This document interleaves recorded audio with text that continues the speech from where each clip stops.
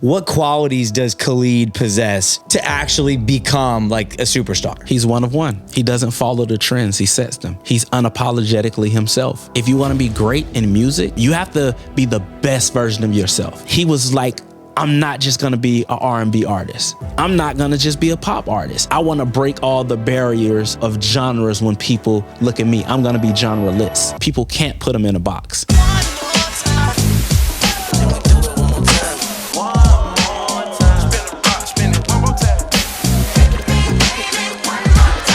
What's up, everybody? Welcome to the One More Time podcast. One more time. One more time. We're gonna have fun, but I'm grateful to be here. So thank you all for the invite. But I'm also excited. All day I was thinking about what is my intro gonna be from Henry. So let's do it. I'm gonna pitch it right to you. What better time? The One More Time podcast has covered music. We've been covering TV and film lately. Oh, God. But we're diving into sports. No, Ladies and gentlemen, welcoming in right now an exclusive interview on the One More Time podcast with Chad Ochocinco. Oh, shit. Oh, my God. I gotta cut my eyebrows off now. Yeah, exactly. I would have taken it there for Holy sure. shit. Did I deliver? You delivered. Okay. I knew that. I'd totally go into sports if Chad Ochocinco was our real first interview in the sports arena. It's kind of like peaking early, though. Where do you go from there? I don't know. Yeah, that's like getting the Drake interview first. But anyway, shout out to us who just got a Drake repost. Congratulations. Just like casual. Yeah. But no, right here on the One More Time podcast, we have manager of a diamond selling artist. We got a diamond selling manager on the podcast. Come on, man. Let's Bro, go. you need to update your website. Anyways, we got Courtney Stewart on the podcast. Court. What up? Bro, like your website has to be updated. What does it say? I gotta get It's on like the scene. locations like 2 times platinum or something, and it's like, oh yeah, it's Times 5. It's diamond. Yeah, I gotta get on the team. seriously. man. Had to, man. But no, so this guy's obviously super manager, just an entrepreneur, philanthropist. I feel like you do so much cool shit, man. So really cool story. Really excited to have you on. We haven't had someone who's managed. I mean, shit. Last I checked, Khalid is the 53rd most streamed artist on Spotify in the world right now. So it's like we're talking like next level, global superstar. So. And without dropping a lot of music lately. Yeah, absolutely. Still up there, though. Yeah, when his last album dropped, he was #1 most streamed artist in the world on Spotify. Wow. Yeah. So, But I did see new music on the way. it's happening. It's Khalid's 2024? season. Oh, yeah, for sure. Full-length season. album. Oh yeah, it's Okay, happening. you Yeah. heard it here. Bro, Can't wait. it's such a flex when your top 5 on Spotify all are over 1 billion streams. Right? They're all over 1 billion. Yeah. 10-digit club. It's insane. I was like, well, these are all like the greatest songs of all time. That's so many numbers. Yeah. It's just so cool. All right. So I do want to just, have some context for our audience as far as like just the origin story of you and Khalid, right? So let's talk about just like how you even discovered him at first, and we'll kind of, go from there. Yeah, for sure. So it was myself, and I was managing a couple producers at the time, and a mutual friend, and came across his music on SoundCloud. Shout out SoundCloud. Yeah, he's a military kid. So at the time, he was living in El Paso. And man, I heard that voice and I was like, what is this? and then also the lyrics. I listened to some early on stuff and got on a plane, flew to El Paso. He was still in high school at the time. Met his mom. So how old was he? He was 17. 17. Oh my gosh. Man. Yeah. And met his mom, and we just hit it off right away. And I was just so blown away by his vision. He knew exactly that he would be the person that he is today. He just needed help getting there. And I was like, I'm in. And his mom, she said, I just have one request. He just needs to graduate from high school first. I said, cool. That's super reasonable. Yeah. Shout out, Mom. Yeah. I went to his high school graduation. That's amazing. Yeah. It's, the rest is history. That's amazing. So like what stage was he at though in his career, right? Like obviously you said you found him on SoundCloud, but like did he have any buzz at the time? Like, no, was he locally in El Paso. Okay. From SoundCloud. Yeah. But it wasn't like a huge demand at the time. Yeah. Yeah. And so where were you in your career? Because obviously, we were talking off camera, like obviously Khalid you didn't just like bust out, find Right. Khalid and then like your music career started. So like, Yeah. where were you at in your career at the time? So, you said you were managing some producers as well. Yes. But like, what had you done prior to even discovering him? Yeah, so Bobby Valentino was the first artist that I managed. I managed him for a decade. Wow. Yeah. Wow. Yeah. So, shout out to Bobby V. He's the person that really gave me my opportunity to like get in the game on the management side. If I just kind of go all the way back, he was in a group called Mista. They had a song called Blackberry Molasses back in the day. It was a teen group. Okay. And I was like the unofficial fifth member of that group. I used to go everywhere with them. I mean, we were like 13 years old. I did see something about you like maybe wanting to be an artist or something. Oh yeah, for sure. In your like management story, and I was like, oh God, I didn't know how that was actually playing out. Yeah, man, I was definitely in my artist bag. So I mean, it was cool for me growing up. I'm an Atlanta kid. I grew up in Southwest Atlanta, and so for me, seeing things on MTV and like BET, like growing up, like that wasn't attainable because all I knew was like my neighborhood, you know? That's all I knew of Southwest Atlanta. I didn't think New York was a real place. I didn't think LA was it was like foreign country. It's Narnia. Yeah. But sometimes I go there and I don't know if it's real, to be honest. Yeah. But that's just me like seeing things on TV. Yeah. But I would say when like Crisscross got discovered at Greenbrier Mall, which is 5 minutes away from my house. I was like, oh, I could do this because it was an attainable dream versus just like seeing things on MTV or BET. That made it real. Yeah, it made it real for me. Yeah. And with Bobby having the success of being in Mista, they had the song Blackberry Molasses. And the cool part about that is they were signed to Organized Noise. Oh. So like literally I'm 12, 13 years old. I'm in the dungeon. Yes. You got Outkast over there. Yeah. Goody Mob over there. Yeah. KP, who's been on the pod. Yes, right. Shout out. One of my favorite episodes. Yeah, man. Like the young KP who probably didn't even know that he was A&Ring at the time, but he was putting incredible albums together. I think he actually said that. Yeah. So like I was in those rooms, but at the time I was so young, I didn't even realize how great it was. Give us one story from the dungeon, bro. Come on, man. Like just one that's like cemented in your brain of like, just give us something, man. It's honestly the shock value of just like when Players Ball came out. Yes. And it was around the holidays because it was like it was on like a Christmas compilation album that LaFace put out. Ridiculous, but amazing. Yeah, and just like me being like, I was just with those guys, right. And then you see them. You didn't even know. I mean, I knew they were a group, but I knew they existed. During that time, they were just grinding. They were just making records, and like I said, I was a kid. I kind of had to just be quiet because I wasn't in Mista. I was just like happy to be there. Like those are the homies. They're like, yeah, just roll with us. How bad did you want to be in the group? Like really bad, so bad, bro. Really like, bad. Put me in, coach. Yeah, come on. So bad. And so, he's waiting for one of them to just drop out or like get an injury. You know what I'm saying? Yeah, I'm like, please. Second string quarterback. Yeah. And back then I'm like, I could be the guy that like talks on the track because back then they had the deep voice guy to be like, yeah, girl, you could do skits. Yeah, I don't even have to sing. Dude, I could see it, man. You could have been, and you still get publishing for that. I think you could have been a star, man. Yeah, man. So like that was I think that was the greatest experience. Had to be. Yeah. And then, but it also made us very humble because from then Bobby decided to go after his solo career. Yeah. And we went to North Atlanta High School. That was like the School of Performing Arts for APS. So if you wanted to, it was like the Atlanta version of Fame, So if you want to sing, if you wanted to dance, I was in theater because I like acted. You were a thespian. I was a thespian. I knew there was something about this guy. Said you a thespian, girl, me too. Is that an actual bar? That's a Drake lyric. I switched it a little bit, but it is a Drake bar. This is a Drake themed episode automatically. Okay, just keep them coming, bro. Yeah, I got you. Like, you just sit there and think of the next one. Yeah. I'll keep talking to Courtney. Shout out to Drake, man. Come on. Come on, man. Shout out to Drizzy. Big shout out. Yeah. So you're at the art school. Yeah. And Bobby V's there too. Yeah. He goes there. He wasn't there for the full 4 years because he was in the group. They had a tutor and things. But they were really doing it then. Oh yeah. They were really doing it. Yeah. So like he came back, I think, for senior year, and we had a studio set up in his mom's basement. We like hustled up some money to get like an MPC and Some keyboard. KRKs. Yeah, you know, just like a cool, like your first setup. So we're making beats. And so our biggest inspiration at that time was Timbaland.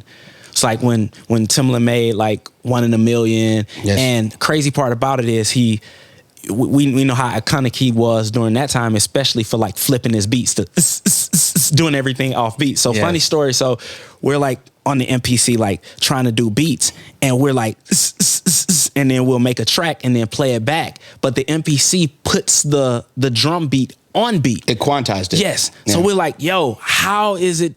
Like, we're trying to figure out how to do this off beat, but it quantizes it. Yeah. Thank you for that. Sure. Yeah. How is he fucking overcoming this NPC magic? Like, And so we were like struggling for weeks, and then we finally found out you have to change the tempo. I think it was like from 116 to 132, something. You have to quantize it. Unquantize it. Yeah, unquantize Right. it. Yeah, and we finally did that, and Wow. then we were able to make Timbaland-like beats. so you're still trying to be a creative then? Oh yeah, 100%. You're like Bobby V. We're gonna do this too. Yes, Like, yeah. I'll be your producer. I don't know what you're just not even knowing. I was like in my rap bag. You were at trying the to time. rap. Yeah, I was trying. So he would do songs, and he'd be like, "Yo, come in here and put some bars on it." Yeah. yeah. And then I went to college and Alabama State University, and from there, Shout out ASU. yeah, One time. On the hoodie. Let's go. Gotta represent. Yes. And Bobby went to CAU, Clark, Atlanta. Okay, He stayed in Atlanta, but it was cool because Alabama State is in Montgomery, 2 hours away, and it's a smaller town. I'm from the A, so it's like I went down there and I was able to just take over. Yeah. you know, and it was super cool because I was making mixtapes and projects in college and using that money to like throw parties, and at the parties I'll play my own music. So it was always a grind. I worked at the radio station. My major is radio, television, film, and communications. So I would like make songs, sell the mixtapes, throw parties, play my music at the parties. Then I worked at the radio station and then tried to like finesse my music at the radio So station. dope, man. Every single successful executive in music, I swear to God, Started throwing has parties. a party promoter background. Yeah. You got to. Why? Hey man, because that's what a culture is. You can man. get it's Yeah. you've proven that you can get people together in a place. In a place. That's yeah. a battle. Excited about the thing that's whatever's happening. Yeah, I mean, and it's good to like to build community, and it's a hustle. You know what I mean? Scooter, that's True. what he was doing here. Like Scooter had like all the kids at Emory, Georgia Tech throwing the parties. Seeing, So those, true. Yeah. seeing those pictures he posted after the Usher halftime performance, I was like, that. I don't think I've seen a Scooter Braun like throwback photo in a while, and I needed that. Yeah, I was man. like, that's amazing. Yeah. Like, Yeah. You look ridiculous. Like, holy shit. He was You know what I mean? balling, though. His Yeah. clothes did not fit. You know what I mean? Like. That was the swag, Ben. I know, bro. And like, shout out Scooter. He's Yeah. a fucking billionaire or something. I There don't you know, go. but- yeah, so I can't really, he's like, who's this fucking guy on One More Time podcast talking shit? We need to retweet. Come on, come I on. know. Right. Please. One More Time podcast flames Scooter Braun for throwback photos. I'll make that clip. Stop fucking around. But yeah, so I mean, at what point do you hang up the jersey, bro? Like like I'm not it. I'm not gonna rap. It's not even hung up. He's doing it. So He's rapping still today. honestly, it was the time where things got really serious with Bobby's solo career. Yeah. And he was like, dude, you should manage me.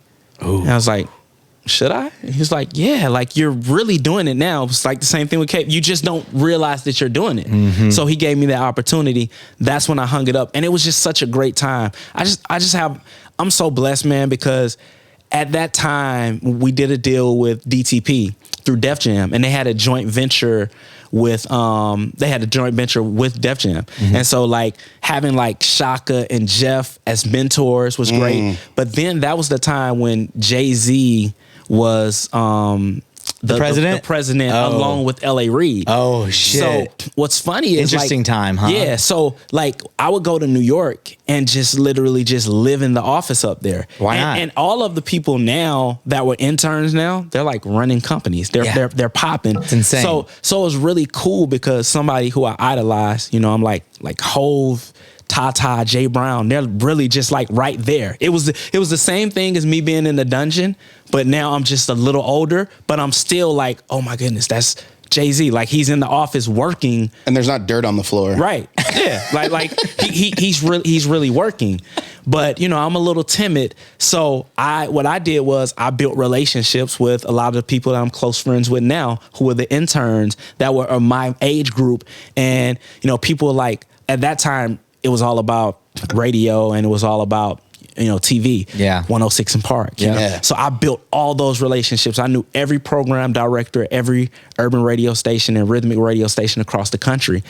They were like, make those guys your friends. Make those people your friends. So I built my Rolodex up. I did the same thing with like MTV and BET, and I was able to actually be a great manager and help to propel Bobby's career.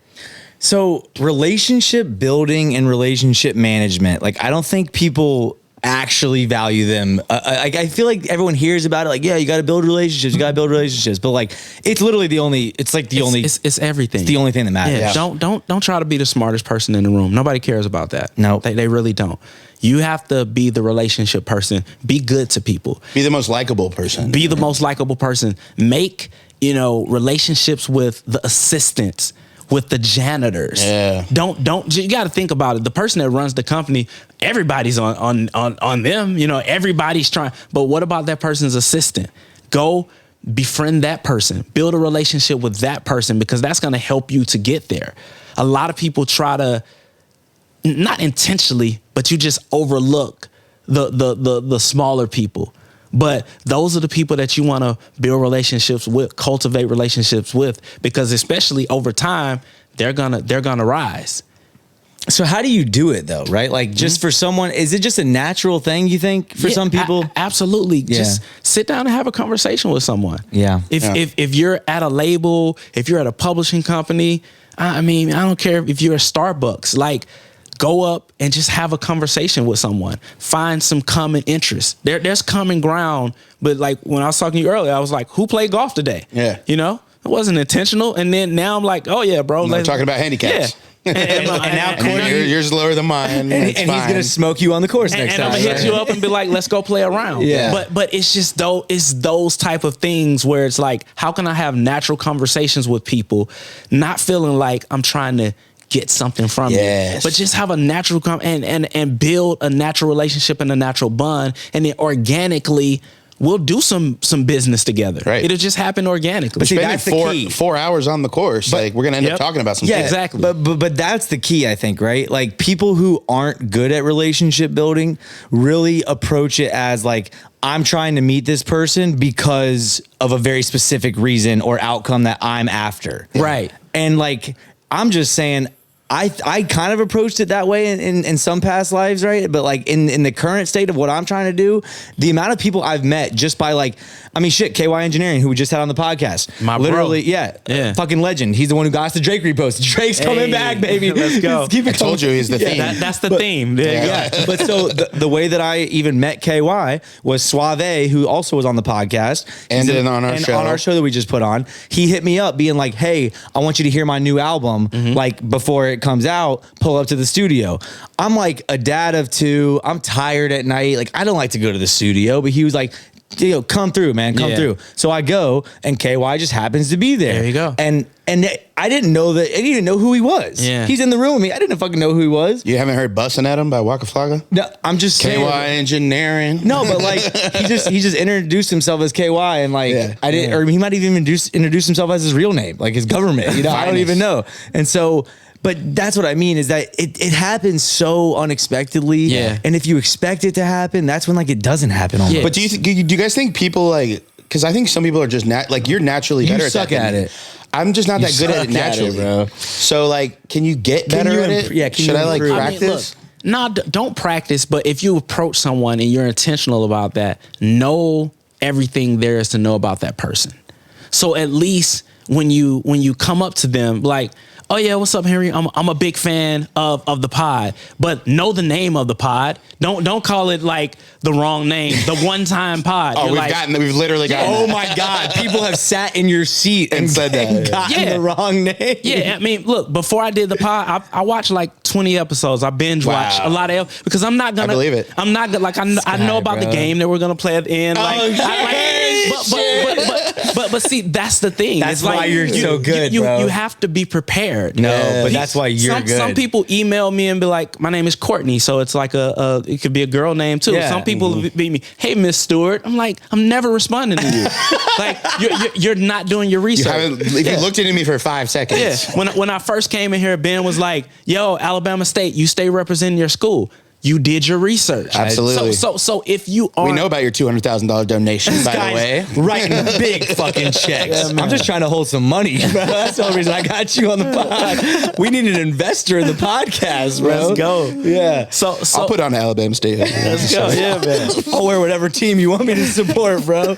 So if you, because I get it, everybody has different skill sets, right? So if you are that person where you're like, I'm not really a conversation kind of person, but okay, at least know about the person that you're gonna approach. Yeah.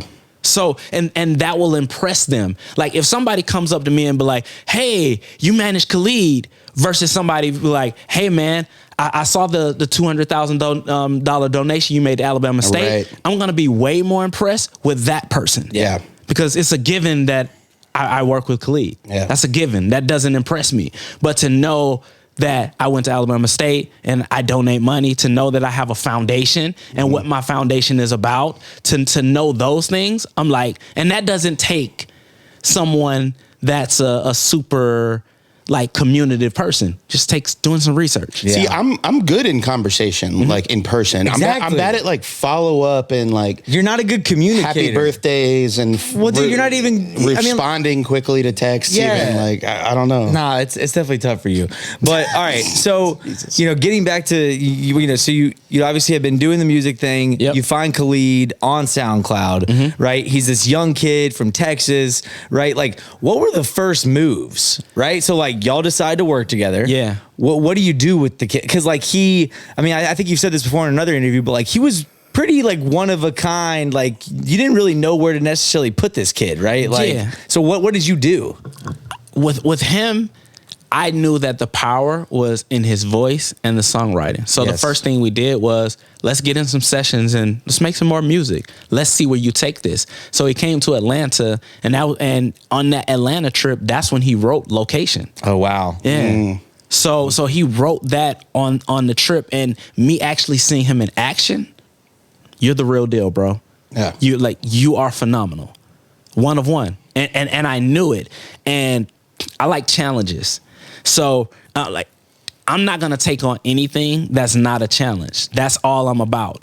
So with him, you're a black kid with this amazing voice and this amazing songwriter ability, but I know you're a pop star. Mm-hmm. That's what I know about you. Did he like that?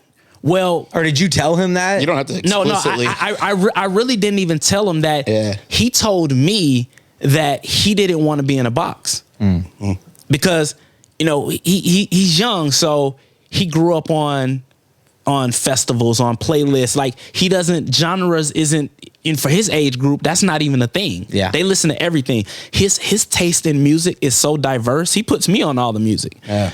Because his taste is so diverse. He loves folk music. He loves pop music. He loves. I mean, you just play a song. It can be this most left field song. He's gonna know everything about that song.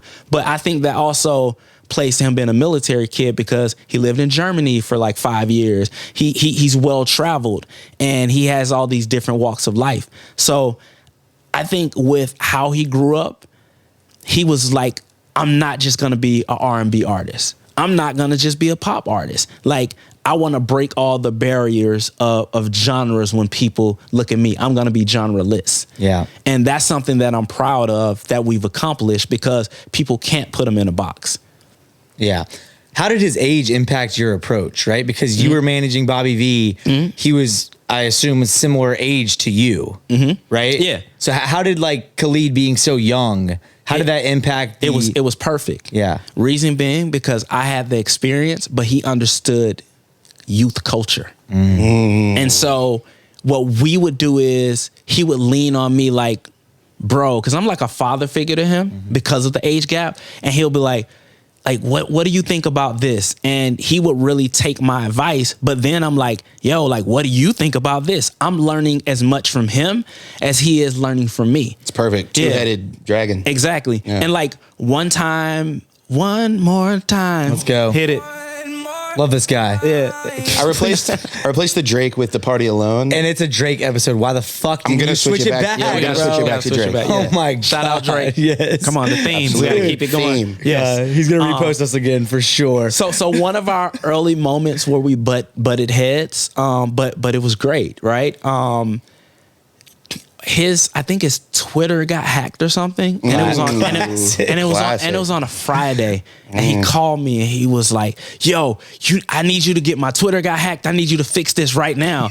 And let me call up Twitter, like, bro. Like, chill out. No, you need to get this fixed right now. I was like, bro, chill. Like, it's Friday. Like, I'll do it Monday. And like, we had this big back and forth. Oh, that's a long. You tried to wait 3 days. Yeah. But what I didn't understand is he grew up on the internet. Like, I give two shits about Twitter, Instagram. Shout out to all of y'all. TikTok, I don't care. Like, I didn't grow up in that, so like I don't really care that much about it. But for him, that's his life. Right. He grew up on the internet. Bro, he was fiending to get his Twitter back. So he needed to get that, and so I got it done. But then when how'd you get it done? I can't, couple of phone calls. Rolodex. This guy. Rolodex. Yes. How high does the Rolodex? It's a fat Rolodex. Yep. Can't fit in his pocket for sure. Yeah. So I got that done. Damn. And I'm so curious. And then when he and I had a conversation about it, he was like, "Court, like, you got to understand, like, I grew up on the internet, like," and I was like, "Dang, I really didn't think about it like that." So we have a lot of conversations like that to help us to get on the same page and help us to be a good team. Yeah. What if he had a random thought on a Saturday afternoon? You know, he's got to let people know. No, for sure. So there we go. So at this point, you know, you'd obviously been managing Bobby V. Do you think that your management, I'm sure you're a type that like is always learning, but like from a core like function of a manager, do you feel like you kind of had the manager thing down by the time that Khalid entered the equation, or did you like learn something like extremely valuable through the Khalid process that like you didn't really know as a manager? You never have it down. Okay. Because the game is changing. Yes. When I was managing Bobby, it was all about radio, television, in stores. We used to sign CDs in stores. God. Good days. Good times. Good days. With Khalid, it's the beginning of streaming. It was post Napster, so it was a whole new model to the business. So I have to pivot. I have to adjust. Of course, I had relationships, the Rolodex, and I have the vision to do things. But it's this business is forever changing. Yeah. If I would have been stuck in those ways, I wouldn't have been able to be successful with Khalid being kind of stuck in those ways. So I had to adapt. Yeah, that's so valuable. Like, you never should ever think that you just have it down. No. Because it is always changing. And I think Rico was maybe one of our earliest episodes. Shout out Rico Brooks. Shout out Rico Brooks, my bro. Yeah. He said, I will always be a student of the game until the day he dies. He will be learning. He'll be reading articles. He'll be figuring it out. Yeah, this dude reads more music business worldwide articles than anybody on the planet. Yeah. Every edition of All About the Music Business. For sure. So, you know, obviously you recognize like the just sheer talent, right? Like, this kid was just an incredible artist. Off the charts, man. Off the charts, just talented kid. But we know, or we think we know, that like that's not necessarily good enough. Yeah. So like from an intangible perspective, right? Like, what qualities does Khalid possess that made him go from just like this super talented kid with an amazing voice and amazing knack for songwriting to actually become like a superstar? He's one of one. He doesn't follow the trends. He sets them. He's unapologetically himself. And if you want to be great in music, you have to be who you are. You have to be the best version of yourself. Like Drake, our running theme here. Let's go. Nobody can do Drake as good as Drake could do Drake. He's so good at it. Sure. You know, like, of course he inspires people and people make Drake-like beats, Drake-like songs, but it's not better than what he does. No. Nobody does Future better than Future. So true. Migos, when they had the whole, you know, the cadence, a lot of people tried that. Nobody could do it better than them. So you have to be one of one. And I get it right now. We're in this virality, you know, TikTok era, but you got to be able to stand on originality in order to separate yourself from the rest of the pack and have lasting power. One thing I pride myself on is every artist that I work with, it's lasting power. I work with Bobby for a decade. Khalid and I have been together for like since 2018 now. So, and artists that I'm developing, you know, we talked about Wynne earlier. Like Shout out Wynne, bro. Shout out. Yep. Portland's The finest. The one. Not the two. And once again, she's one of one. She is, bro. It's nobody like her. When I started working with her, and for context, she's a white female hip hop artist from Portland. Yes. That's just crazy by itself. So but good. bars out of this world. Crazy. And she's literally one of one. And I told her, I said, this is going to be a challenge, so hang in there with me, because in the history of music, there's never been a credible white female hip hop artist. No. So true. You know? The odds are stacked incredibly against her, bro. Yeah. But she understands that. And that's why she sat in her bedroom since she was like 14 and memorized every Nas lyric, because she knows once it happens, the internet is going to come after her. Mm-hmm. But that's why we're not skipping steps. We're taking the steps and not the elevator, because when it happens, she's out of here. Yes. Yeah. Man. But like, so for someone like Wynne, who's like, I feel like she's just on that cusp of like, you know, she's on that bubble right now. Yep. You know what I mean? Like she's about to take off, but like it's still boiling. You know what I mean? What are those conversations like? Right? Like she's probably hitting you up. Yeah. Being like, Court, like right now it's consistency. Yeah. Because the internet moves so fast, you really can't take breaks these days. So my thing is, you have to figure out, okay, I'm doing a project. How do I maximize and get as much out of this project? So let's talk about this.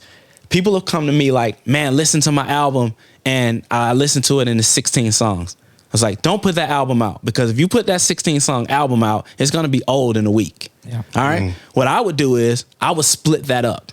I would do 2 EPs, right? You do an 8-song, or do 3. You know, split it up. And okay, when you put the project out, you need content. Shoot a video for every song. You don't have to go spend a lot of money. Shoot it on your iPhone, call the homies, y'all shoot video. Then do remixes for every song. Because nowadays you don't know what version is gonna go off. You know, do an acoustic version, do the slowed down, sped up version, slowed down version. Get all of your versions off. You gotta be able to maximize off of, you know. So people like, you'll drop a 4-song EP, but it's amazing if you think about it, how much you can maximize off of 4 songs. Yeah. Because you can do content, you can shoot a music video, you can do all these different versions, and you continue to put that out. You continue to feed your audience and build your audience, and you'll look up and those 4 songs, 3 months, you could have been consistent with content and alternative versions, and then you drop your next 4 songs, right? And then after that, you drop 4 more songs, and you'll look up and you were consistent the whole year. Do you think people give up on their songs too quickly? Absolutely. I think so too. Yeah. You gotta. Who was that? The interview I was watching, they were talking about that. On the One More Time podcast? One more time. Nah, that was a different pod, but okay. it was someone. Cole Bennett, Kids Takeover. I forgot who it was, but yeah, 1 week. It was like a big star, and they were saying like, no, it was Tyler. It was Tyler the Creator. Oh yes. Yeah. Yeah. And that one's viral as fuck. Yeah, it went viral. Yeah. He was like, you idiots. Like, y'all are giving up on your song? Like, no. Post it to your story one time and then move around. Yeah. Post the cover art. Yeah. Like you can't. You can't give up on it, because especially now, see, TikTok is discovery. It's all about discovery. And so, except for UMG artists. Yikes. No, too soon, bro. Too soon. Shots fired. Is Khalid UMG? No. Okay. He's safe. Yeah, we're in the safe zone. Okay. Hilarious. Oh Lord, I was like, fuck, I should know this, but I hope he's not on UMG. Yeah. Yeah. But yeah, I mean, if it could be a song that and we've seen this historically over the last couple of years. It's an old song that somebody recorded. It happens all the time. That just catches a wave. Yeah. So crazy. Yeah. So, I mean, you got to keep promoting your stuff. Has that happened for Khalid? No. Really? Yeah. None of his just smashes have had like another wave. Oh, well, actually, I'm lying. Yeah. Like I was like, what? That'd be surprising. That sounds insane. Like Young, Dumb, and Broke had like a big viral moment. Because of the Elton Spotify singles one? Yeah. Bro, that's what got me back into Khalid. Yeah, but his So there you go. his catalog music is just so great, you know, Yeah. because like people love like the nostalgia of American Teen. It's the best Yeah. album. It's You one know- of the best albums ever, bro. Thank you. I'm not man. even kidding. Yeah. And Like ever since I knew we were doing the pod, I've probably listened to it like 6, 7, 8 times. I don't even The whole know. project? Yes, bro. It's so good from front to back, bro. It's so good. Yeah, man. Like so many smashes on there. for sure. And then even with Free Spirit, like we've been in like meetings with the label, and I mean because he was at the forefront of streaming and his audience, he has that young audience. They stream. So his catalog does really well, you know, because of that. So Oh you know, shit! yeah. That's why Hell he's yeah. 53rd in the world without even Yeah. a new I mean, Yeah. and he's a featured just beast. Yeah. I mean, and He's on the Come favorite song, on, bro. favorite song remix, Yeah. the 2C joint. Billie Eilish one, Yeah. fucking Benny Blanco and Halsey, Yep. Eastside, Ed Sheeran. I mean, Yeah. he's just a Come featured on, beast. Yeah, and we just toured with Ed this summer. Yeah, how Which was that? It was amazing, man. Ed is the GOAT, bro. And is there a huge overlap between the audiences, or did he like gain new fans, or how did that look? I think he gained some new fans, but I think there was a lot of overlap though, because I mean, it's that mainstream audience, Yeah. you know? And so even if someone wasn't like a Khalid fan, they walked away enjoying his show. Yeah. Yeah. And then Ed brings Khalid out during his set as well. Ooh. For this- they for their perform song? they performed their song together Yeah. too. So that was great. We're in stadiums. I mean, it was Right. just those moments again, like I felt like a kid again. I was like, oh my God. Yeah. like we're really like in stadiums, Yeah. sold out. Like Ed's fan base is Insane, insane, bro. Gotta be. 60,000 people. And then in New York, he did like 2 MetLifes. He broke records. Dude. And it's just with him and the guitar. That's it. I'm like, I told his manager, I'm like, Stewart, y'all are like rich.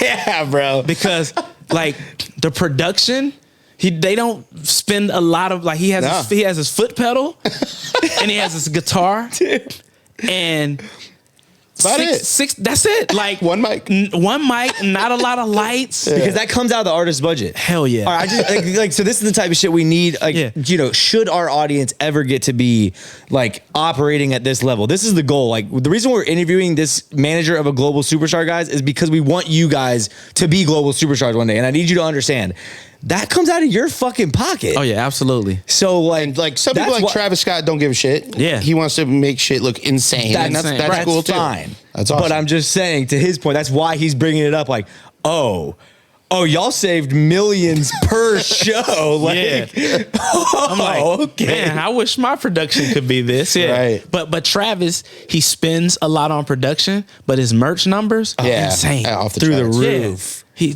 It's insane. Yeah. So, okay. So, I just want to even like compare and contrast like the relationship and status of like Wynne, where she's at in her career, where obviously like Khalid is at in his, right? Like, how similar are those conversations and or like approaches and the moves that you're still making, right? Versus how different they are, right? Like, just talk to us, because I assume there's still some like general just core themes of like, we talk to Wynne the exact same way that we talk to Khalid about these types of things, but then what's different?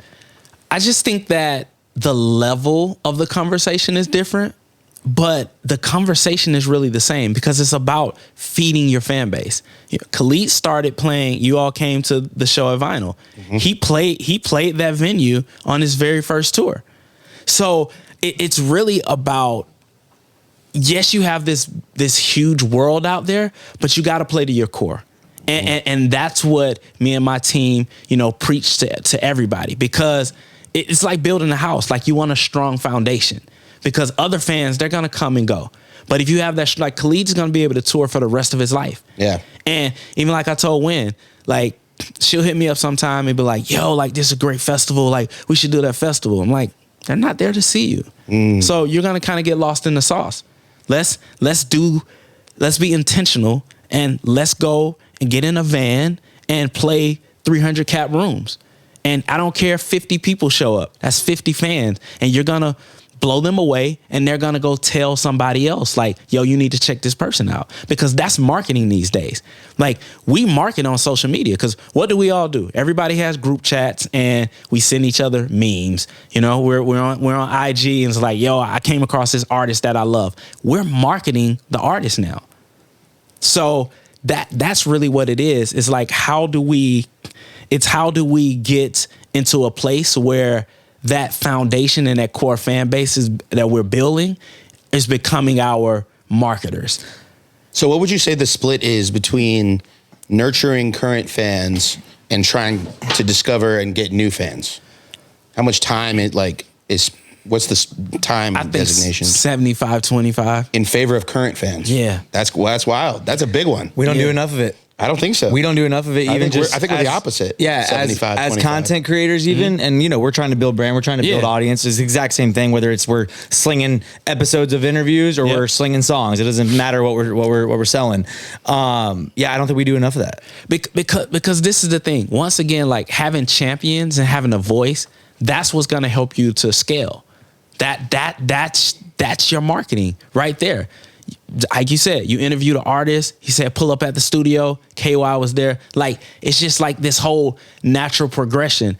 Because I think, it's nothing wrong with trying to we all want to scale our businesses. We all want to scale our fan bases. But to your point, serving your current fans can scale it. Right. They're going to help. They're going to help you to scale it. Not only are you firming up your relationship with them, but they're telling people, and you actually are growing. Right. The odds are almost way better, actually, that if you tell me about something that you like versus me randomly seeing something because it goes viral or this, that, and the third, most times I'll trust you. You know what I mean? Sometimes I'm like, I don't like that anymore. Likewise. Yeah. But that's word of mouth that's the best marketing. Yeah. Like, if you text me and be like, yo, check this out, I'm going to listen to it because Ben sent it to me. Yeah. And, that's just kind of what it is. And when we have our group chats and our friend groups and everything, that's what it is. They're like, yo, check out this new artist, Wynne. Like, she's fire. They're going to listen to it. And then they're going to go back, listen to the catalog, and they're going to become fans. And it's going to just continue to grow from there. You just got to be willing to take the stairs and not the elevator. And I know it's tough now because it's viral. But I get calls every day like, yo, this artist is blowing up on TikTok. They need a manager. I'm like, no thanks. Because that's not the business that I'm in. Oh, that's fire. Okay. All right. So just kind of looking back, like, to the, trajectory that Khalid's been on. So obviously, like, relatively unknown, undiscovered, El Paso, hometown buzz, SoundCloud a little bit, whatever, to now playing sold out stadiums with Ed Sheeran and, his top 5 on Spotify have billion+ streams, right? What were some of the most, like, just looking back, right? I don't know how often you do this, but, like, what were some of those, like, pendulum swinging moments, right? Of, like, just this happened and shit really moved. Are there, like, a few of those? Yeah. When we put out the second album, Free Spirit, and he did his arena tour, but, like, by himself, and he sold it out. We had Clara open up for us, and she's a building artist, doesn't really have, like, a huge fan base, but he sold out a full arena tour essentially by himself. Wow. And we had multiples too. Like, we did 2 MSGs, 2 Staples. I mean, it was, God. Then we went to London. We did like 4 O2s. Went to Australia. Australia was massive. And that moment, I really had to just kind of step back and pinch myself. Yeah. Because I said, this is unreal. Yeah. Yeah. So the live performance is very important as far as, like, building connection. Because the thing is, like, when you see things on the internet and you see numbers, I mean, it's just like numbers on a piece of paper. Yeah. But then when you see the fans, it's like, this is real. You can't just swipe the fans away. Yeah, you can't. When you see the pandemonium, I mean, when you go to his shows, he goes on stage at 8 p.m. Fans are out there at 8 a.m. Sleeping bags. Crazy. When you see that, it's like, oh my goodness. And it was times that I just had to pray, bro. I'm not gonna lie, because I'm like, God, this is unreal. So when the stakes are that high, though, like, did you feel it? You know, like, because I mean, you managing someone who's on arena tours, like, even if you're not the tour manager, I'm assuming you had help. Right. Nah, we had a whole team. Yeah, from a whole tour management like perspective, but still, like, the stakes get higher, bro. Yeah. I mean, so like, how did you personally deal with that, like, elevated pressure, right? Like, because Bobby V was going crazy, you know, no shade to him. I'm not saying that he wasn't, like, you know, a star of his own, but like, selling out arenas, it's a whole nother ball game, bro. Mm-hmm. So how did you, like, personally adapt, or, you know what I mean? Yeah, like, for sure. I mean, honestly, I just tried my best to continue to grind and not take it for granted. That because I have I've been in the business for so long, and I know that it's peaks and valleys. I know what's given to you can be taken away just as fast.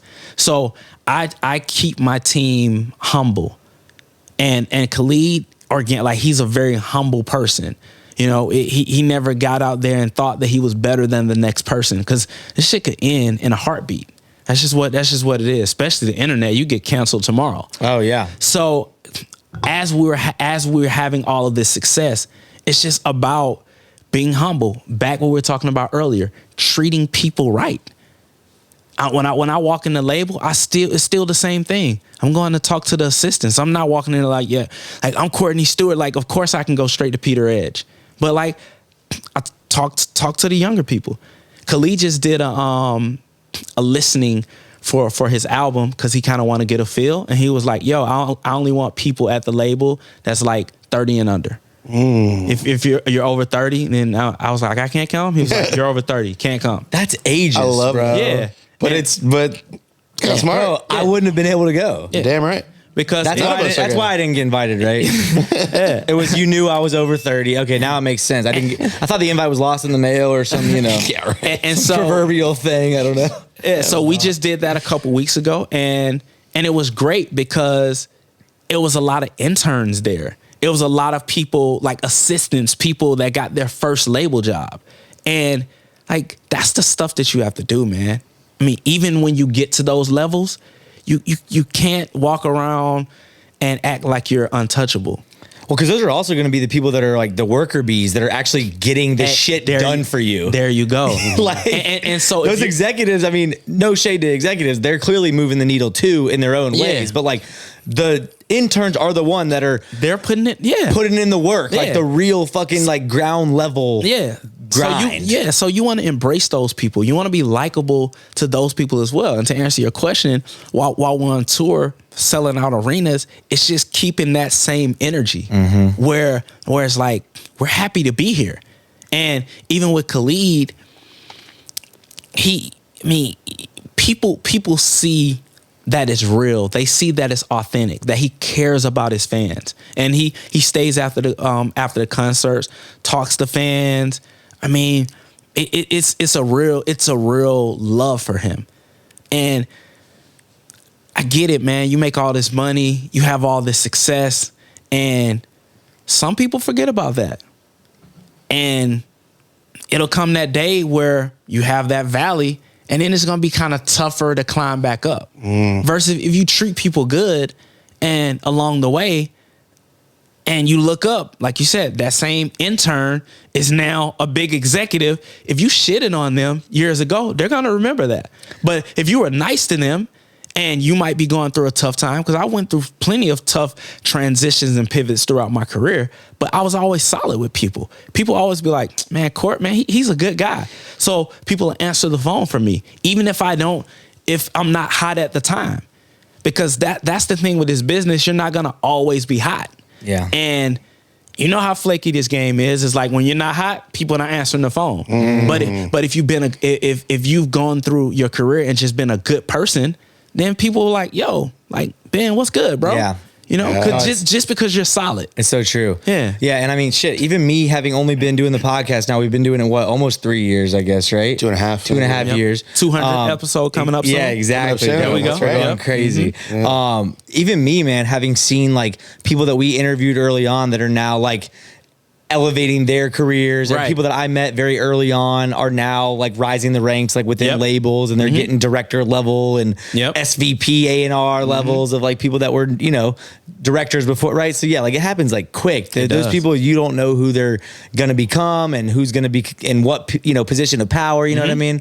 And on the flip side, you know, they came on our podcast when we weren't shit. They gave us a chance. Yeah. And now we got the Drake reposts. So, One more time. bring the theme back There we around, go. baby. Bring it. So- Come on, let's go. So I feel like you obviously have a great network of managers, I would assume. So, you know, that Rolodex has got to have at least a good amount of, you know, peers of yours on the manager side. What are some of the different types of managers, would you say?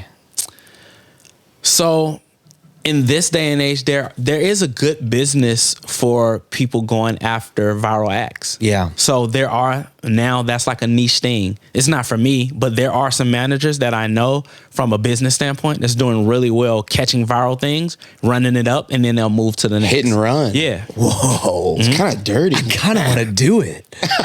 I was like, shit, bro. 20% of this for 6 months. Exactly. 20% of that. Keep scrolling. Keep scrolling. Yep. Keep scrolling. Okay, so Yeah. there's the like find the next viral thing manager. Yep. Okay, and then what else we got? There's like managers like myself that's passionate about artist development. Yeah. I like finding things early and actually putting in the work to develop things from the ground up. You're kind of like an A&R manager too. Yeah, You yeah. Recognize talent. Because you know, I was a creative. That's how I started off. So it's still in me, and it still like plays to my inner child.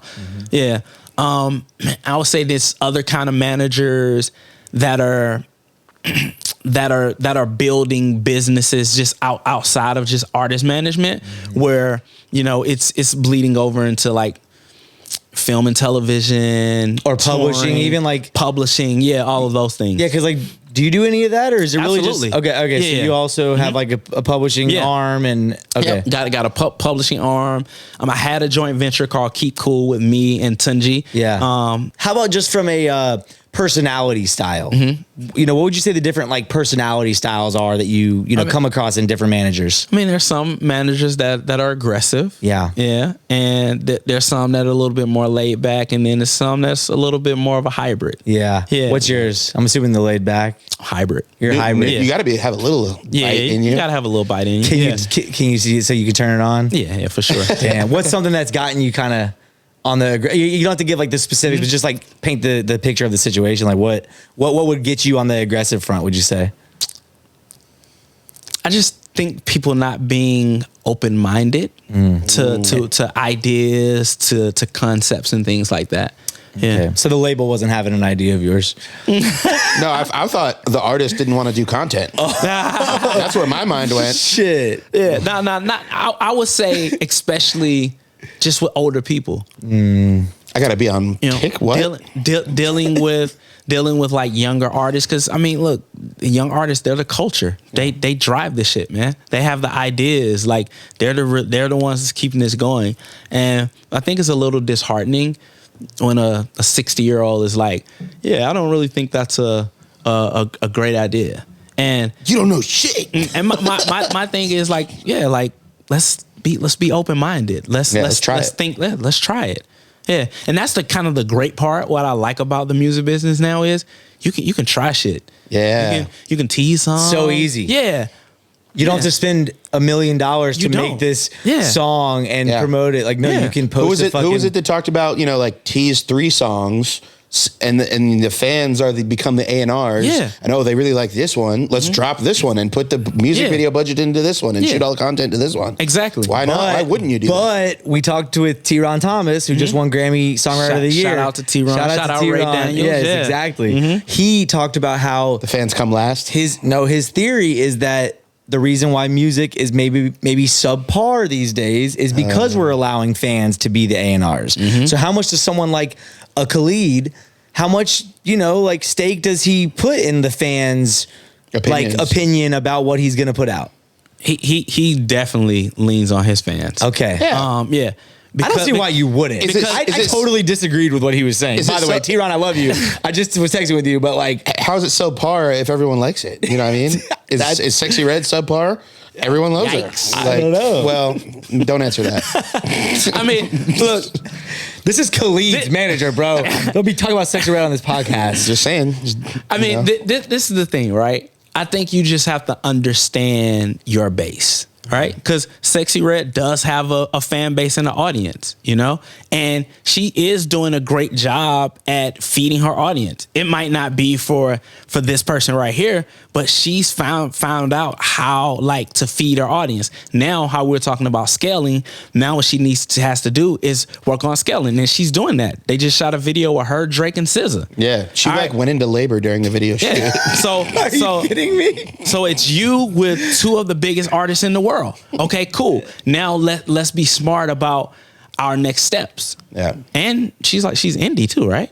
I wouldn't fucking doubt it. I don't think she's with a major. Yeah. I mean, crazy. So like, shout out to her. She's doing amazing things. So if you like a song, that's subjective. Yeah. You know, because some people are like, this is the greatest time for music. When we were growing up as kids, when I was listening to rap in my bedroom, my parents were like, cut that trash off. Oh yeah. You know? But it's awesome. They were listening to Al Green and Marvin Gaye, which are great. But I was listening to like Doggy Style, the Snoop Dogg album, which years later that's a classic album. Yeah. So Lottie Dottie's one of my favorite songs. Yeah, so like I would never shit on like Sexy Red, whether I listen to her or not, because she has a fan base.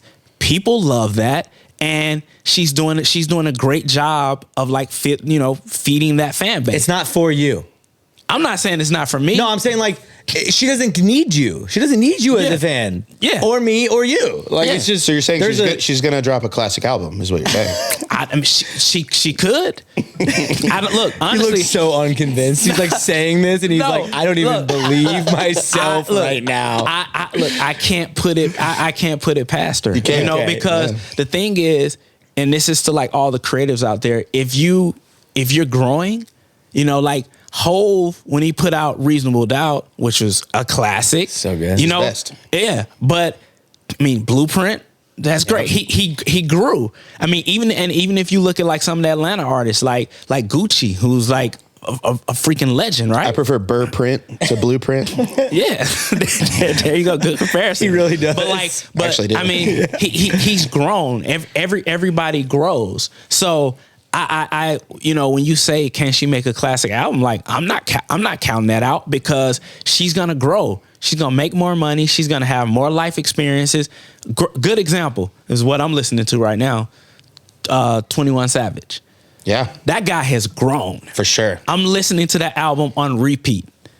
Stranger's here. He trains me when we work out. He's like, yo, I'm putting on 21 because you work out when 21 on, like you work, it's a great workout. You get a couple extra reps in. Yeah, absolutely. But like, I'm so proud of 21. Shout out to Meezy, his manager, who came up with us as well. Yo, Kid we Hazel, need the alumni. Meezy interview, bro. He verbally agreed to me at the Cheetah and for Sonny Digital's performance. And this is his side of town. Exactly. He's from the Stone Mound. Mountain. Unbelievable that we haven't had him on. It's so sad. So the reason he agreed is because I told him we shoot in Stone Mountain. Yeah. I'm there. And just like Atlanta history, you guys, like, I love you all a lot because I'm from the SWAT, Southwest Atlanta.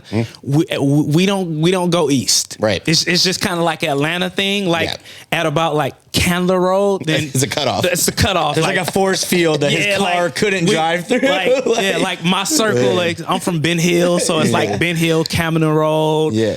Martin Luther King, Adamsville, Bankhead. Like that whole Southwest Atlanta thing. South Side, Old National. When I was young. Once 20 gets to 285, it's like, I've gone too far. Turn around. So when Ben Taylor said Stone Mountain, I'm like, that's out of my jurisdiction. I know, I'm always so nervous to tell people like where the studio is at, because it's like some people, if they don't live on the east side, they're like, that's gonna take me an hour to get here. Yeah, but back to 21. That's a great example of growing. I think this album is a classic album. This album is fire. Hot take. Yeah. Hot take. I like it. Yeah. I like it. Letter to My Brother. Yeah. Bro. Yeah. So you want to talk about growth? And 21 started off on like some real like street shit, the way that Sexy Red had, is starting off. So it's possible. It's very possible. Yeah, you're not counting her out. No, hell no. Okay. I'm not counting out nobody. Yeah, okay. And anybody that sits up here and looks into their crystal ball. Yeah, and be like, bullshit. yeah, this person isn't gonna do, like, don't listen to those people. Yeah. All she has to do is just, if I was her management team, like, stay down, feed your fan base, and then grow. Evolve. Your music can't stay the same. Hove, the classic line, if you want the old Hove, buy my old album. Buy my old album. So you just have to continue to evolve and grow, and she can do it. So I'm rooting for her. Sure. Me too. For sure. Me too. So speaking of classic albums, obviously American Teen is an absolute classic smash. His albums after that, amazing, right? Free Spirit, etc. How much pressure is there to like continue to follow it up, right? A lot of pressure. Yeah, tell me about how Khalid approaches that, right? Because he's clearly the artist that has to like get this music out, of him and like with his collaborators, et cetera. Like, so how's he feeling, man, of like this album that's coming out now this year? How does he feel and how does he deal with that pressure of like, shit, my classic albums, are in the past so far. Like, how do I bring them something new, refreshing, like something that still stands the test of time? Like, so for this album, it's this process, because we're like literally in it. It's going to be really interesting to how we approach that, some of the strategic plans that we're coming up with. Because when he did American Teen, of course, that took off. And then we did Free Spirit. They were like back to back. Yeah, 2018 and 2019. He wrote that album while he was on tour. This is the first time that he actually had a break, because it was like, bro, you're just on top of the world. And, like you might need to like kind of chill out a little bit and let people miss you again. Live a little life. Yeah, live a little life. I mean, the pandemic was kind of a blessing in disguise because everything shut down. And so that gave him a chance to like really just sit down and learn, like grow and experience. Like, you made all this money, like go buy some stuff, I saw the fucking cars. In his recent post, I saw the fucking cars. Like go live life, enjoy, toime with your friends, like go actually live, because that's what's gonna give you something to write about. So he took his time to write this album.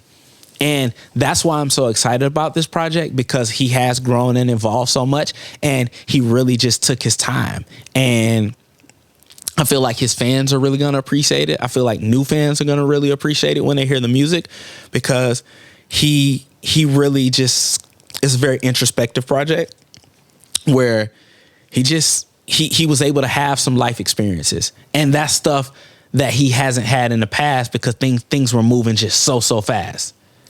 How like nervous is he, or like, you know what I mean? Like what kind of emotions is he feeling like leading up to this? He's excited, man. Excited. Yeah. It's more. He's like, the break was cool, but fuck that. Yeah. I'm ready. Yeah, I'm ready. It's more anxiety from excitement than anything. Sure. You're talking about a kid that had a vision since he was in high school. Yeah, You know what man. I mean? Yeah. He's ready for this. He's so ready for it. Man, we're ready for it. Yeah. Go ahead and say the name of the album real quick. I wish I could tell you. Come on. Wait, I wish I could tell you. No. Is that it? Oh, shit. That's the name of the album. One more time, exclusive. No, that's not the name of that. I wish I could tell you, Khalid, coming 2024. Man, all right, Court. Well, I appreciate you coming on the podcast. We have entered a final segment. All right. That's such a... Let's go. I'm ready for this. I know, man. He's been preparing for this all week. Preparation, man. It's not even that often that they know it's coming. So Bro, this it's is, actually sad how many people haven't seen. Yeah. Who just agrees to do an interview? Bro, yeah. You can't. And comes to who just comes somewhere? Yeah. Not even. I guess that does go back to the network, though. Most of the people now are like friends of past guests, so I guess they're kind of just blindly being like, well, that guy did it. Also, this is at the very end, so there's probably plenty of people who watched an interview, put it on, and didn't get to the an hour. Yeah, but I know, but me personally, I'm not going into any situation blind. Yes, dude, I'm not going to embarrass. That's why you're at the level you are. And I mean, our guests obviously have all reached great levels of success. That's fine, but like you at least get that. That's like something you should definitely do. To all the creatives out there, fucking watch the interview. Do your research. Just do your research for sure. DYOR. Well, I don't have to explain to you that this is the rapid fire rampage. Let's go. I don't have to explain that it is 3 parts. You know how they're going to go. We're going to start with the short answer questions as usual. All right. Starting with, on a scale of 1 to 10, how legitimate is the Travis Kelce Taylor Swift relationship? Damn. that kiss looked real. It did, right? Yeah, I loved it. I agree. I gotta give that a 9.9. Wow. I mean, on the Kiss Richter scale, Yeah, it's man. definitely a 9.9. yeah, bro. I mean, If it's not, they're selling it. yeah, that's because it's hard to like Sell that. They were tonguing like it was. Yeah. It was real deal. It might be real. It might be real deal. What do you think? I think Court just convinced me. Like, I think it's real. I think it's real. Yeah, me No, too. for sure. It's crazy. Okay, moving a little more serious. Give us the top 3 areas where you think managers can be better managers. Where are people missing the mark? Having real conversations with your talent. What do you mean? Kind of like that sounds very, I know it sounds nebulous. Like, right. just give us like a slight example. At least. Okay, because you all have to be honest with one another. This is an art form, and so I think it's a lot of ego stroking. I think people don't say what they feel, and I think that artist and manager have to get on a level where we can agree to disagree sometimes. We can keep it real with each other. And that's just so important. But I see a lot of times, especially as artists start to blow up, at the beginning, they keep it real. But then when they blow up, you know, the pendulum kind of shifts a little bit, right? It's like the artist has The leverage and the leverage and the power. So anything that they say, and then people will just sit there and be like, you're right. But that's the worst thing that you can do to someone is be a yes man. Yes. Yeah. I think our power is we'll argue to the point of like God. almost fighting, but I cherish it's- every moment of it, Ben. Exactly, just because it is respectful in Yeah. nature, right? It's like I am passionate about like my opinion right now, Yeah. and I understand that you are with yours, and we're just gonna, to your point, sometimes agree to disagree, Right. And you're gonna get some, and then you're gonna let me have some. Yeah. And it doesn't have to be an argument. Right. That's what we got to For understand. us, it does. Yeah. I mean, but yeah, that's cool. But that's like- just how we do it. Yeah. Yeah, it's how you do it. Yeah. But yeah, you don't have to walk away like, you know, Yeah. we just got into this big fight. We never say that. Yeah. We've never said that ever. Yeah. But we always are. It's hilarious. Okay. This part is called Ideal Audio. Okay. You may have seen an episode with this, but we are going to craft the perfect song. Yes. You can enlist any songwriter, live or dead, producer, alive or dead, artist, Yeah. artist on the hook, artist KP on the gave verse. a crazy thing. I don't He think I did can ha- beat that. You have to try. Ooh, You can get a okay. little selfish. All right, if you want to so put we some- can start where? Where are we starting? Let's do. What I mean, it depends. Do you want to bring in a songwriter, like an engineer? Who do you want to bring in? To Okay. you're just making the perfect song. All right. So let's start with. We'll start with producers. All right. Good place to start. Yeah, because they make the music, right? That's what they do. All right. Dang. I like this question a lot.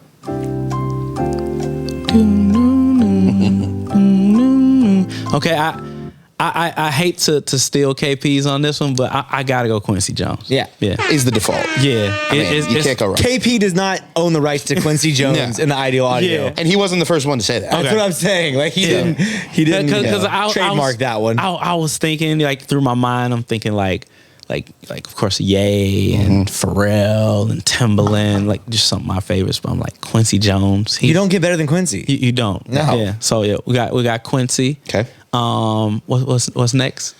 Artist on the hook, artist on the verse. Yep, we're going Khalid all day. Of course. Yep. Mhm. Just the whole. It's just Quincy Khalid. Is that it?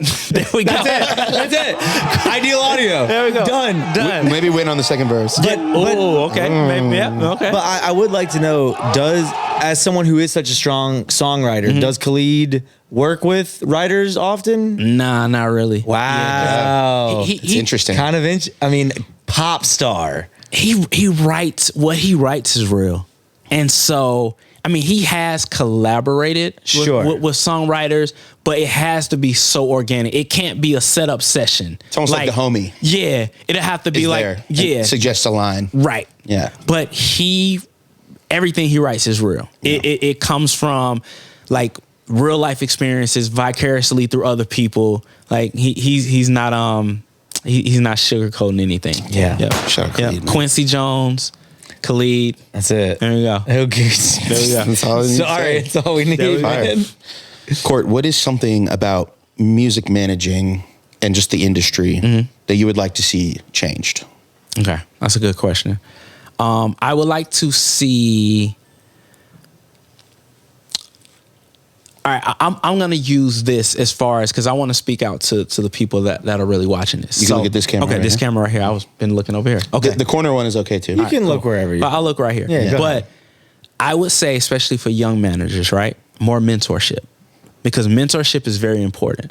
I wouldn't be where I am today if it isn't for Shaka Zulu, if it isn't for Jeff Dixon, Tango Hay, who runs Compound. He has Neo. Like, I remember the instances where I couldn't afford to, buy my food, but like those guys would be like, yo, I'm gonna fly you to LA and I'll be in a meeting with like all these big executives.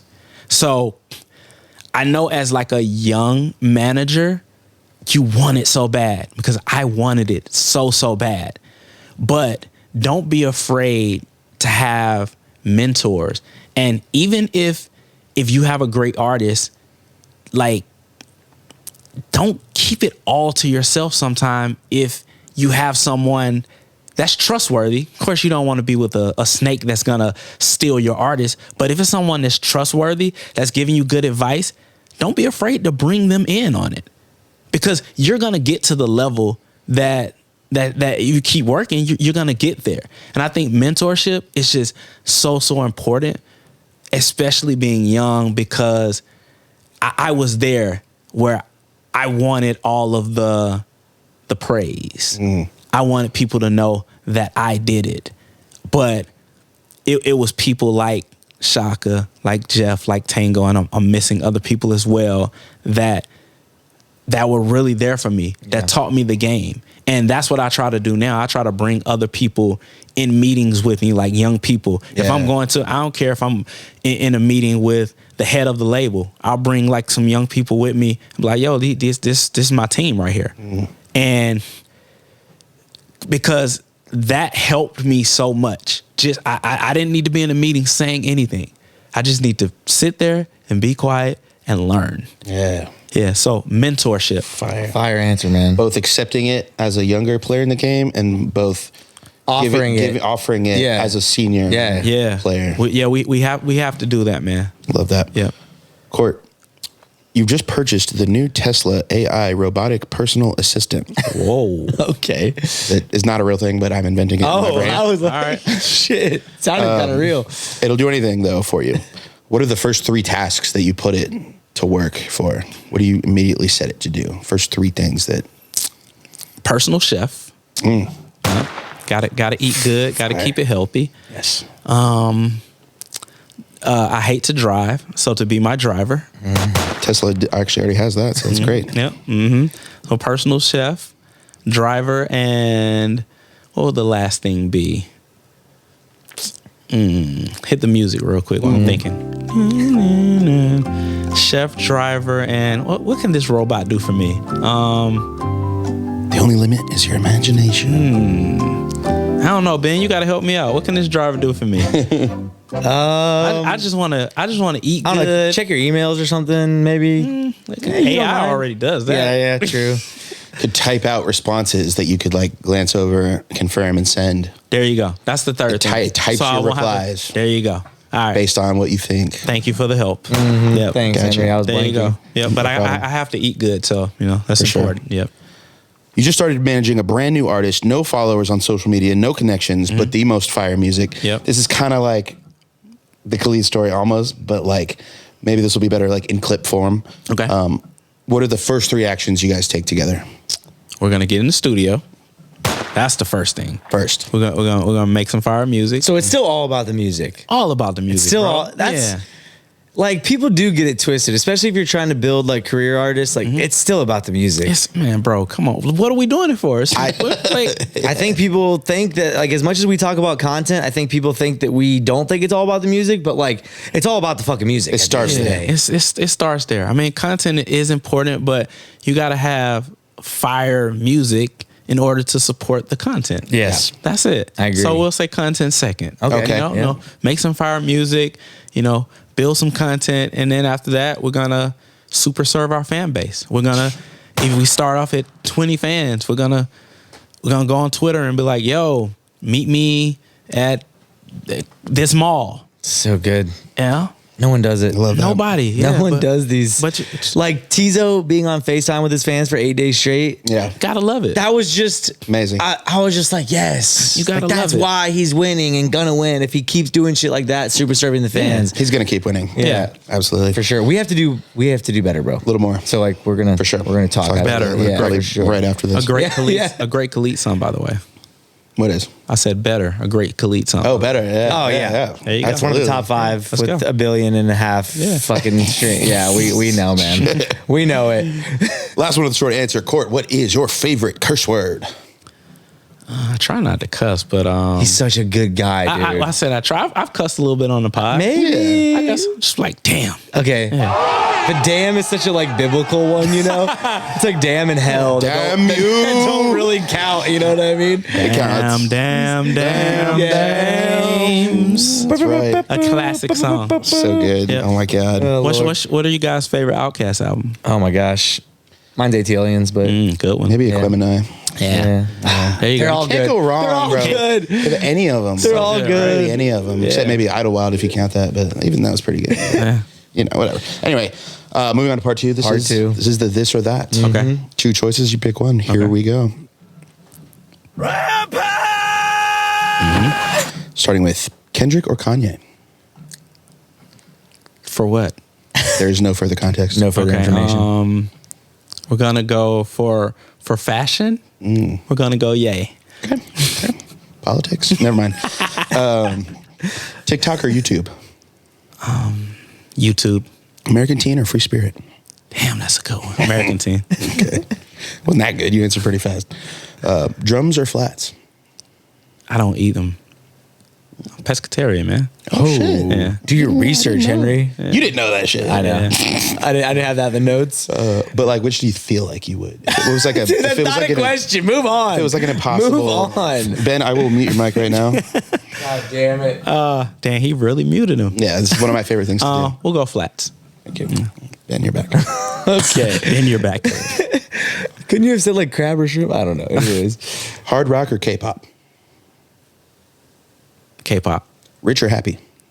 Happy. Thank you for answering that quickly. Yeah. He looked disgusted at you for actually asking it too. And I'm so proud. I know. You can be rich and miserable is terrible. Yeah. Some people are like, "Oh, cry in my Lambo." I'm like, "You're a fucking dumbass." Yeah. Sorry. Anyway, That's the worst cry in the Damn, world. bro. I'm passionate about that one. I know. Yeah, for sure. Silly socks or silly hats? Silly hats. Discover new artists or binge your favorites? Discover new artists. And finally, go full-time rapping and singing or leave the music industry. Full-time rapping. Dude, he's going back on the mic, Henry. back. Did you? I'm You never could like, you could tell he still wants to tell. make Yeah. it, bro. C Stew or like, what's the rap name? See, Stu. I had a couple. One was John Doe. Ooh. Yep. Oh, that God. was one of them. How do we feel about that one now? Yeah, it I could have been a lot better. I don't think I like it. Yeah, and then one a lot of people who know me like back in the day, like they kind of took like instead of court, it was like coat because being from Atlanta, it's Sure. like kind of the Coat. The, like, southern train. drawl around yeah. it. C-O-T-E. Instead of Courtney, it's like coat. Yeah. So anytime somebody like yo coat, I know it's somebody that's known me like Long time. long time. Okay. But like Coat Love was like was a name. Coat Love. And that's It's a lot better stuck. than John Doe. Yeah. It is better. Yeah, it's better than John Lowe. No, yeah. For sure. And like people now that see me, they'll be like, Coat Love. I'm like, yeah, you've known me for 15 years. Oh, that's yeah. the All right. Well, now we know what to just that's it. say. Yeah. Yeah. To be To maintain this exactly relationship. this. There you Like go. put it in the notes. Coat, let me run down. How do you spell coat? C-A-O-T-O-H. Stop, move on. Okay, this last part is the word association. I'm going to say one word. Just give me the first word off the top of your head. Got you. You know how it goes. Yep. There's no correct answers. I only think judged. everything through, so you might have to hit the button for me. I'm just Unacceptable. Just go This fast. This is the one. Coat love. This is the one section Go where you fast. cannot think. We do not want you thinking. No anything. thinking allowed. No thinking. Just fast. All right, let's go. Here we go. Quick. All right. Rapid. Rapid. It's not the slow snail rampage. It's not. Starting with hip hop. He's already Oh slow. my God. Oh my God. Word. Stop. Just move on. Coat love. Coat love is failing us. Well, the first thing I thought about was Say it. No, like hip hop since 19. Go ahead. That was the first thing that I Instagram, thought of. That's what you should have said immediately. yeah. then. As That's in it. the person. Yeah, Yeah. I just Hip-hop. thought of him. Is it hip hop since 1978? Yeah, that's his yeah. Instagram. Yeah, exactly. Yeah, He's a okay. legend too. I by the know. way. We That's should the get him first on thing I pod. thought about. That's fine. Festival. Large crowds. Vinyl. Keepsake. Taco. Tuesday. Election. Oh, It's the year. it's the year. It is the year. It's the year. That's what I think with election. It's the year. Okay, I'm not going to say anything that might give you your answer anymore. Okay. Super Bowl. Taylor Swift. Cannabis. Weed. Hopscotch. Jump. Passport. Travel. Ninja. Turtle. Atlanta. ATL Shouty. Telekinesis. What the fuck is that? OnlyFans. Thirsty. Lil. Boosie. Right? Hand. Let's Let's go. This has been Courtney Stewart, Coat Love, Court, John Ocho Joe. Cinco. Ocho. Man, if y'all did not pick up game from this diamond selling super manager, I really think this is not the right platform for you at this point. Or maybe we suck at our jobs. I don't know. It's possible. But appreciate you coming on, man. As always, please like, comment, subscribe, follow us on Apple Podcasts, Spotify Podcast, leave us a 5-star review if you fuck with this Let's get interview. it. We are here each and every week. And until next time, Henry, what are we doing? Getting out of here. Getting the fuck out of here. Peace, Yeah, y'all. man. Peace. One more time. Hey! Pop that shit like one more time.